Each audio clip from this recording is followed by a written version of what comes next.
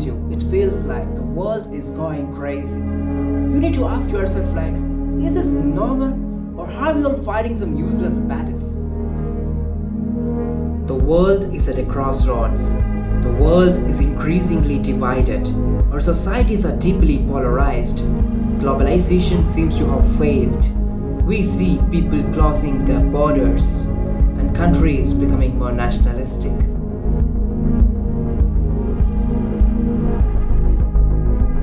It is surprising that according to the Global Peace Index, there are only 10 countries in the world that are actually free from conflict.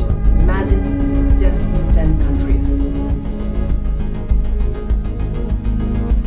And now the pandemic is potentially leading to an increase in social unrest and violence, which could greatly undermine the world's ability to meet the targets of Goal 16, peace, justice, and strong institutions by 2030.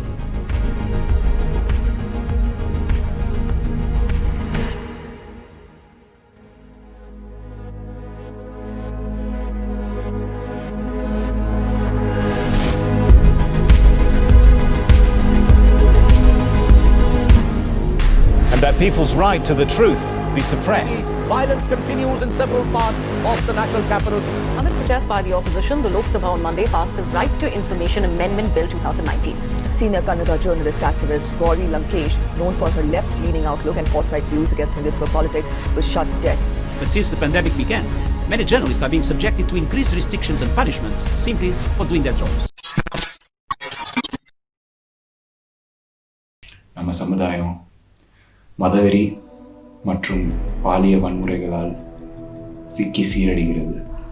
শিক্ষার উন্নতির জন্য আমাদেরকে শান্তিপূর্ণ সমাজ గড়ে তুলতে হবে.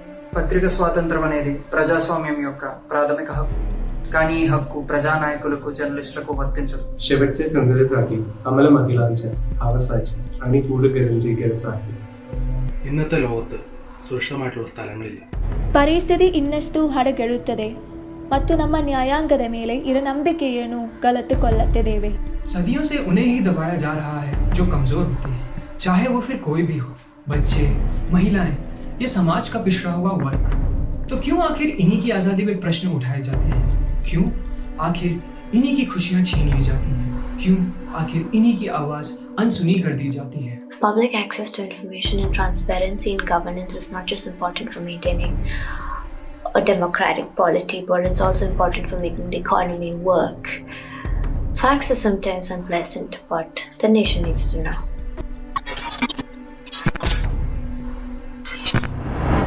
The institutional violence of unaccountable legal and judicial systems and depriving people of their basic freedoms and human rights are prevalent in the world's major democracies. Addressing structural inequality in our society as a first step in fulfilling peace and justice is fundamental for the Sustainable Development Agenda for 2030. While we examine the situation all over the globe, we can observe that the increasing tendency of concentration over resources and wealth is happening. The over-centralization of resources and authoritative rules all over the globe is multiplying, and this is creating unrest all over the globe. So if this situation continues, I'm afraid that whether we can achieve the goal of social justice, peace and strong institutions in 2030. The democratization of the governance is the one way out to strengthen the institution, and that will naturally help to establish a peaceful situation all over the globe. If you request for information, you should be able to get it timely and effectively. This is your right. Target 10 of this goal is to ensure public access to information and protect fundamental freedoms of the citizens. We live in a world where the authorities have all our private data, but we do not have any public data of the government. Even though the freedom of information laws and policies have been adopted by 127 countries, the implementation still remains a challenge. In fact, we have some information we don't require. For example, take the example of COVID-19. If you go to the website of the Government of India or the World website, They are telling how many people are tested today, how many got COVID, how many were recovered, how many died. But you are giving so much information about the virus which appeared only 6 months back. But there are other information we don't get. For example, how many people were, when they travel between the states during the COVID-19, how many people were died? We don't know. How many people were able to move by trains? And how many came by the Vande Bharat flight? Who are they? How many lost jobs? Some type of basic information and we are not getting. I think this is something we should discuss more, because I believe that data, information are very important for any meaningful policy making. We are now further away from world peace than at any time in the past 10 years. And it's creating a global peace inequality gap. This is bound to get worse in the coming years as lies, misinformation, and warmongering have become a threat to global peace.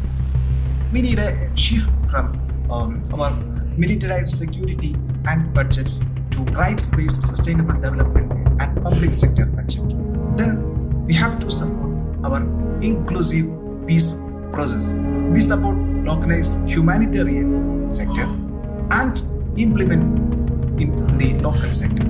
We need a paradigm shift from responsibility to protect to responsibility to prevent. There is a systematic attempt to limit the scope of journalism through physical restrictions, denial of information, and a hostile rhetoric against the journalist by government functionaries. In 2020, India ranked 142 out of 180 countries on the World Press Freedom Index by Reporters Without Borders. When we are speaking about the freedom of press in India, we have to compare it with the freedom of press existing in the earliest democracy of the world, that is the US democracy. Through the first amendment to the US Constitution, they provided the freedom of press as a protected legal right. But when we are going through the words, the letters, the spirit of Indian Constitution, Ambedkar provided Article 19 clause 1 clause A, through which every person having the freedom of speech and expression, but no journalist having a separate right. Hence, the journalist, their field, they are very much vulnerable to the existing days, police atrocities, the labor exploitation from the employers, and everything else.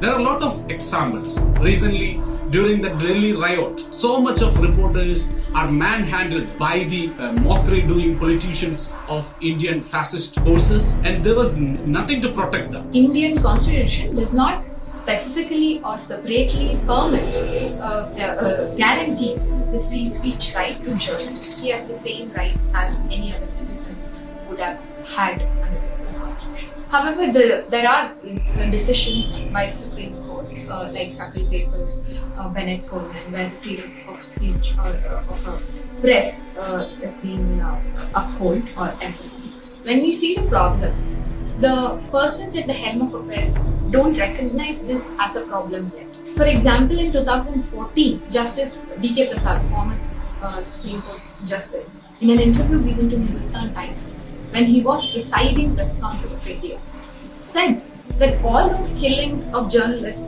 not necessarily would be connected to their profession. And he, in a way, hesitated to acknowledge the problem. So when the institutions do not take cognizance of this problem, there's no steps being taken to address the problem. So how a lawyer or a judge should address this problem is also again a question which can be mooted. Earlier, when we are going through the Nehruvian era, there was Working Journalist Act through which the print media persons are protected, and the Nehruvian government and then the regimes provided them enough safety through the wage board. But unfortunately, through the visual media coming, those visual media persons are earlier not availed the protection under the wage board.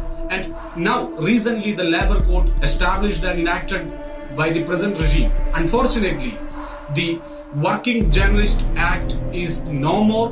Only Labour Code protection is available to the journalist. The alarming situation is those employers having less than 300 employees. They can make any expulsion from their employment. They can ask someone to resign from the employment. They can give notice to the working journalist class people. So here, small organizations, small print media, the innovative technique using new visual media as well as the online platforms. Those who are working as a journalist capacity having no rights in India when comparing with the Scandinavian situations where sustainable development provided through the transparent media and with the effective use of freedom of press. The main problems of the world, from environmental issues to extremist violence, cannot be resolved without the work of journalists. However, biased mainstream media carries grave consequences for any democracies. It should be the journalist's top priority to report and write truth. Media, as the fourth pillar of democracy, do play a critical role in ensuring right to information for the citizens. Journalists have greater responsibilities to provide news and information that we can trust during this global crisis. But it is also imperative that on the flip side, there are soaps for the pliant media and handsome rewards for the journalist who furthers its agenda. Access to information is not always easy, but the truth can be elusive. And in most instances, the journalist's interpretation is what ultimately reaches to the audience. We can take an example on how a simple tweet can be interpreted or misinterpreted. Like recently, the fake news that came on coronavirus vaccine that is releasing in August. I strongly believe that the budding journalist should be able to differentiate between propaganda, persuasion, and journalism. In darkness, light persists. In the midst of untruth, truth persists. In the midst of death, life persists. We want our children to live in a world that isn't spoiled by conflict, that isn't weakened by inequality, that isn't threatened by the destructive power of terrorism. We want to pass on to a world that is safe and also to a planet that moves with confidence beyond this time of war to shape a peace that is built on the promise of freedom and human dignity for every single human being.